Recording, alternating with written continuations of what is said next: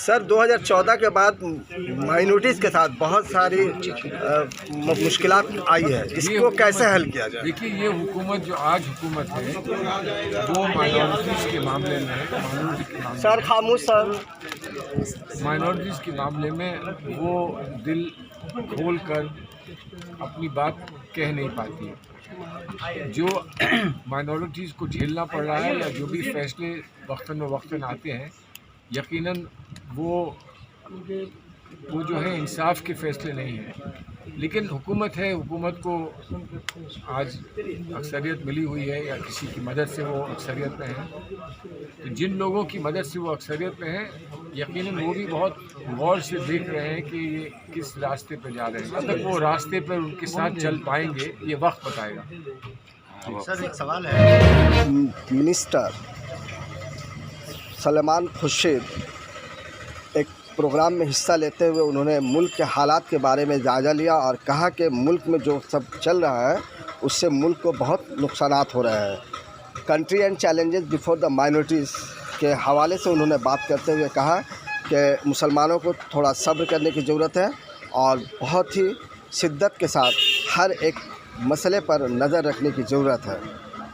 इन तमाम सवालात का जवाब उन्होंने मीडिया से बात करते हुए दिया। आइए हम सुनते हैं कि कुछ सलमान खुर्शीद ने क्या कुछ कहा और इसके बाद आगे का लाहेअमल क्या होगा। जैसे कि वक्फ का मसला है, तो आप सही नहीं है और आप सही है तो वो सही नहीं है। मुसलमानों के लिए रिजर्वेशन इस मुल्क में नहीं है। इस मुल्क में रिजर्वेशन सिर्फ पसमानदा लोगों के लिए है। पसमानदा में मुसलमान भी हैं, तो जहाँ पसमानदा के लिए रिजर्वेशन हैं वहाँ मुसलमानों को भी रिजर्वेशन मिले हैं। बिहार में मिले हैं, वहाँ मिले हैं। तो वो सुप्रीम कोर्ट तक जाता है, बात खत्म हो नहीं, सुप्रीम कोर्ट तक जाता है, ख़त्म नहीं होता, क्योंकि वहाँ सुप्रीम कोर्ट ने जो स्टे दे रखा है उस पर पसमानदा लोगों के लिए रिजर्वेशन 5 साल से 6 साल से हैदराबाद में लगे हुए हैं, चल रहे हैं, तो वो चलेंगे। लेकिन जो आपने ढांचा बनाया है कॉन्स्टिट्यूशन का, उससे अलग तो नहीं हो सकता। मरकज़ में जब से बीजेपी हुकूमत आई है मुसलमानों से सिर्फ छीनने का ही काम किया है। 3 तलाक़ का मसला हो, 370 का मसला हो, वक्फ लैंड का मसला हो, इस वक्त सबसे बड़ा मसला वक्फ बोर्ड का मसला है। वक्फ बोर्ड के ज़रिए बीजेपी हुकूमत एक साजिश कर रही है ताकि मुसलमानों से ज़मीन छीनी जा सके और आगे का लाहेअमल क्या होगा इसकी तैयारी ज़ोरों शोर से शुरू हो गई है। अरे हमारे पास सब है, दोनों आदमी अपना अरे भाई नहीं, उनके पास सब है, आप क्यों घबराते हैं?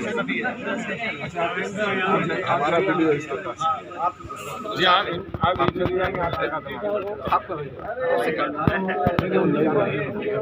मुल्क के जो हालात हैं, हालात के पेश नज़र आज कलकत्ता में जिस तरह से गुफ्तगू हुई है, क्या निकल कर सामने आ रहा है सर? चूँकि जिस तरह से आपने भी जो बातें कही हैं वो मिर्ज़ा गालिब का वो शेर भी याद आ रहा था कि उनसे है वफा की उम्मीद जो नहीं जानते वफा क्या है।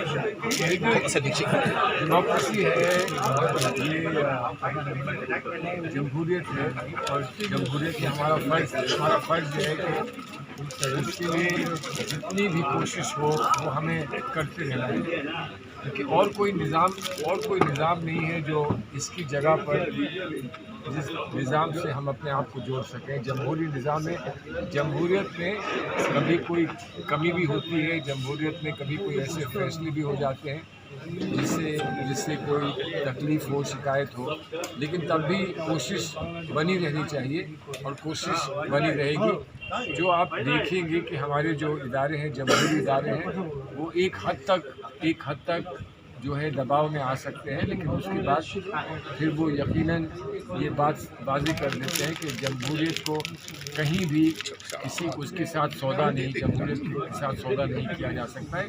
तो ये हम लोगों के लिए एक यकीन है, ये हमारा एक विश्वास है, ये हमारी एक उम्मीद है और जाहिर है जब तक एक विश्वास और उम्मीद है तब तक हम अपने आप को नाकाम नहीं मानते। आपने कहा कि हम अपनी बात पहुंचा नहीं पा रहे हैं, ठीक है। मैं ये पूछना चाहता हूं आपसे कि नरेंद्र मोदी साहब का जो उरूज है उसके पीछे सोशल मीडिया का एक बहुत बड़ा हाथ है, ठीक है। He has taken social media to his full advantage. BJP का आईटी सेल जिस तरीके से नफरत फैला रहा है, तो जो टोटल स्पेस जो है वो मुसलमानों के लिए बहुत कम होती जा रही है। तो ऐसे सूरत हाल में मुसलमान अपनी बात पहुंचाए तो कैसे पहुंचाए? देखिए, किसी ने कहा कि आप अपना सोशल मीडिया ना बनाएं, किसी ने ये कहा कि आप अपनी बात को तहरीर में लिख कर ज़बानी अपनी बात को पहुंचाएं। आप मुझे अगर ये बताते कि फ़लाँ शख्स ने ये अच्छी बात लिखी थी और उसको शाया करने के लिए कोई तैयार नहीं, तब तो मैं मान जाऊंगा। लेकिन आप ये कहें कि वो उनकी बात कह रहे हैं, तो उनकी बात तो वो कहेंगे, क्योंकि हमारी बात हम कह नहीं रहे हैं। आज जो मैंने यहाँ बात कही है, और जैसे मैंने बहुत बात साफ कर दिया कि मैं सवाल उठा रहा हूँ बहुत सारे, और मेरे पास सब जवाब नहीं है, लेकिन सवाल भी उठे, कोई सवाल उठाए और दूसरा कोई उसका अच्छा जवाब भी दे, तब हमारी बात आगे बढ़ेगी। तो हम सिर्फ इस बात को सोच कर बैठ जाएं कि सारा सोशल मीडिया उनका है, हम क्या करेंगे, तो हम चुप रहें, हम ना कहें, और वो झूठ बातें हमारे ताल्लुक़ से झूठ बातें कहते रहें, तो उसमें कुछ हमारी भी कमी है। जमहूरी निज़ाम में आपको अपनी बात कहने का कोई ना कोई रास्ता ढूंढना पड़ता है। जमहूरियत में जो निज़ाम होता है उसमें कुछ हद तक आपको मदद की जाती है, जो इदारे हैं, जमहूरी इदारे हैं, वो आपकी मदद करते हैं, लेकिन आपको रास्ता अपना ढूंढना पड़ता है।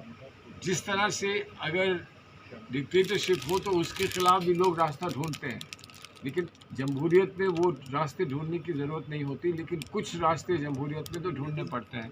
तो हम रास्ता ना ढूंढें और दूसरों को इल्ज़ाम दें कि वही सब हम पर इक़्तिदार कर रहे हैं, हम रास्ता ना ढूंढें, तो वो हमारी भी तो गलती है। अलायंस जो बना है पिछले इलेक्शन में, जो इंडिया अलायंस बना है, वो एक रास्ता है, वो हमने सबने मिलकर एक रास्ता तलाशने की कोशिश की है।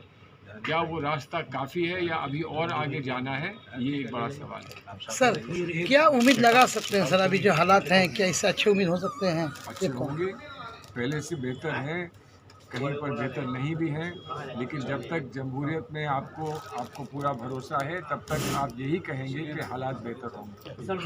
हरियाणा सर क्या